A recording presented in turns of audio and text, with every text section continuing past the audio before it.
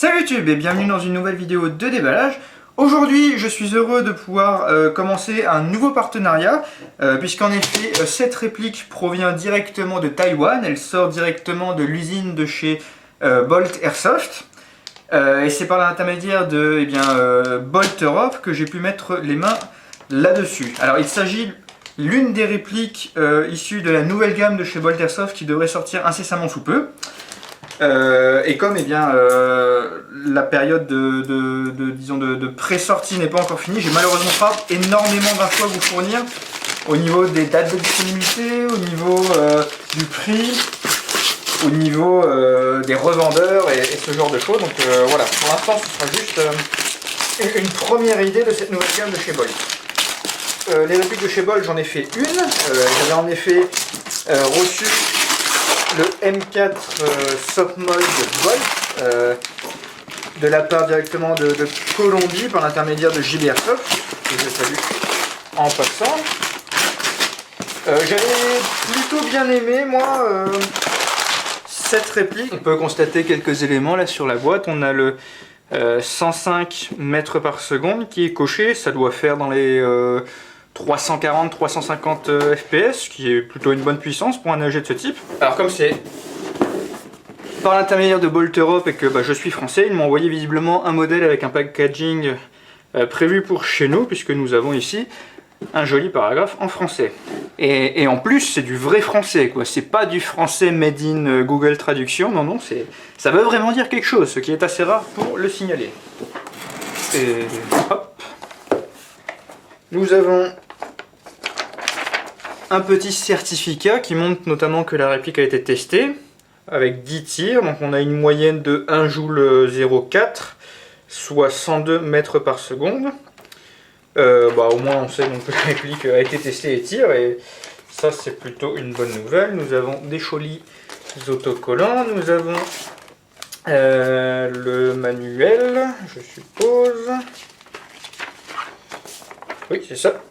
La réplique est bien maintenue par des scratchs. Hop. Alors, on a un packaging relativement complet pour le coup, puisque là nous avons des organes de visée.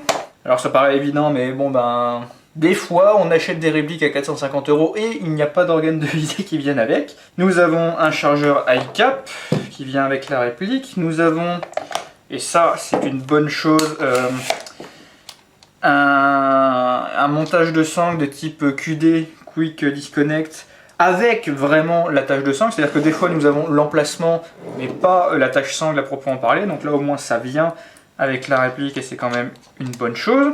Des couvre-rails, c'est toujours sympa d'en avoir, puisque c'est rare au final qu'on ait suffisamment d'accessoires pour couvrir tous les rails d'accessoires, donc là au moins on a de quoi les protéger, puis ça rajoute un petit élément visuel sympa. Nous avons ici un hand-stop, je crois que c'est ça le terme technique. L'idée étant simplement que lorsqu'on tient la réplique un peu à la Chris Costa, on a simplement un obstacle qui vient empêcher la main de reculer sur le rail.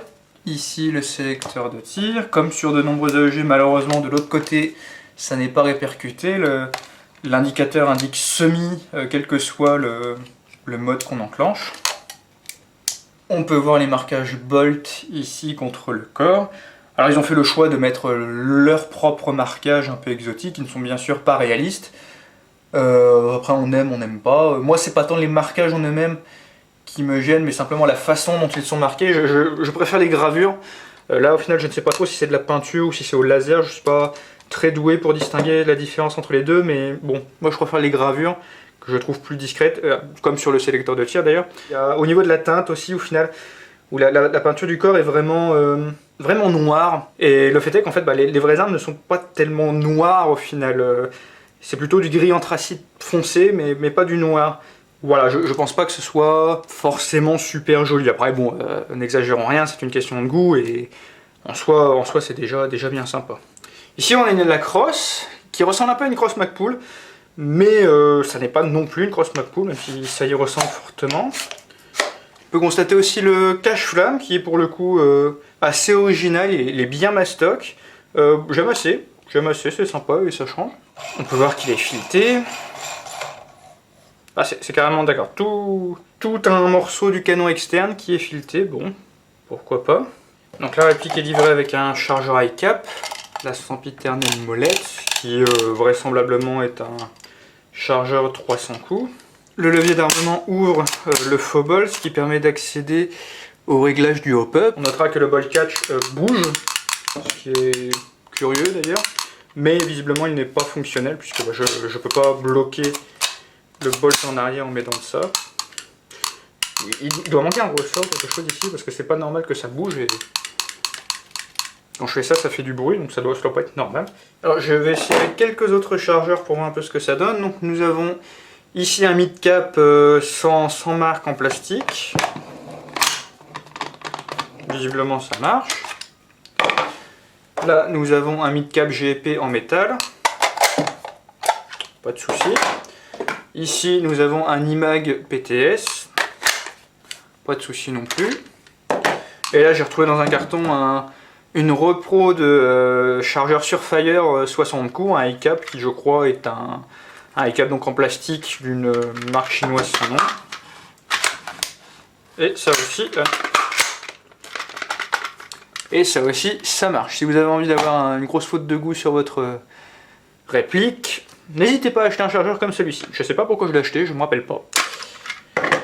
Je me rappelle que sur le M4 Bolt que j'avais déjà essayé, c'était déjà plus ou moins le cas, on n'avait pas trop de problèmes de compatibilité, donc je suis content de voir que c'est la même chose avec ce modèle. Alors après, la question c'est outre l'aspect extérieur, ça va être quoi la différence avec le M4 Softmod que j'ai déjà montré sur ma chaîne?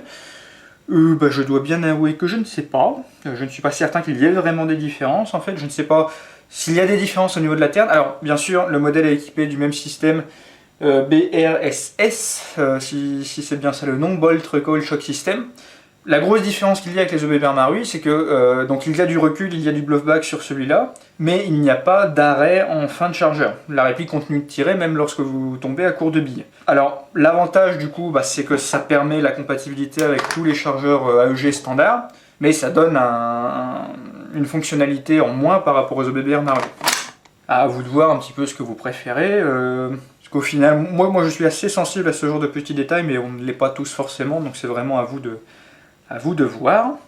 Par ailleurs, là, visiblement, comme ce modèle a été pensé pour l'Europe, du moins le modèle là que j'ai entre les mains, comme je l'ai eu par l'intermédiaire de Bolt Europe, là, il faudra encore que je vérifie ça au chronie, mais la puissance devrait être raisonnable en sortie de boîte.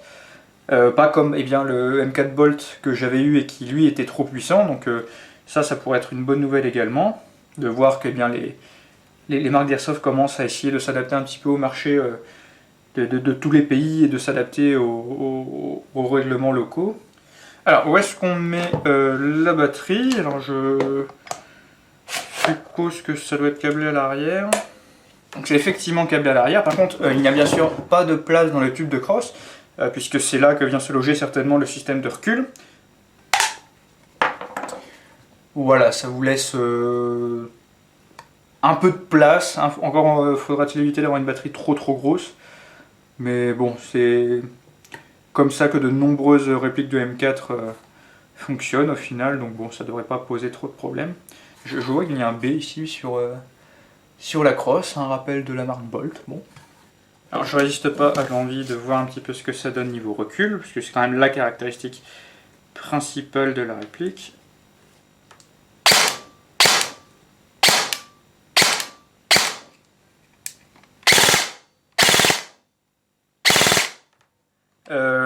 Le cache-poussière ne s'ouvre pas. Bon là c'est fait, c'est pas très grave.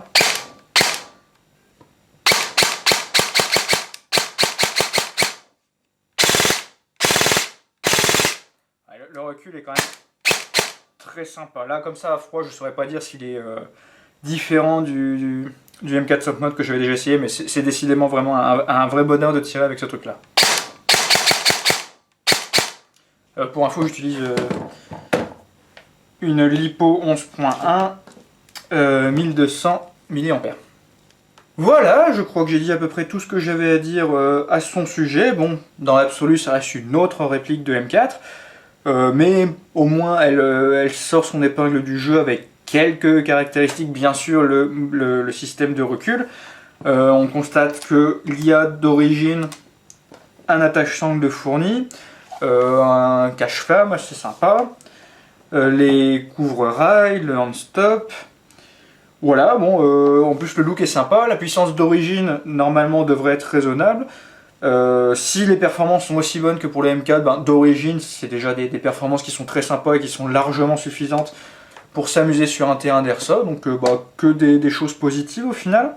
À part éventuellement donc, la finition un petit peu du corps que bon, sans être catastrophique, hein, je trouve pas exceptionnel, mais voilà. Alors moi, j'aime bien les trucs un peu exotiques. C'est une M4, c'est pas spécialement exotique, mais la bonne nouvelle, c'est que j'ai déjà une deuxième réplique de la part de Bolt qui devrait arriver. Et celle-ci sera pour le coup beaucoup plus exotique. J'espère qu'elle vous plaira. En tout cas, moi j'ai hâte de la recevoir. Mais ce sera pour une prochaine vidéo. Là déjà, je vais faire la vidéo de tir de cet engin-là. Et puis bah, d'ici à ce que je la poste, je vous souhaite une bonne continuation et je vous dis à une prochaine fois. Salut, merci d'avoir regardé.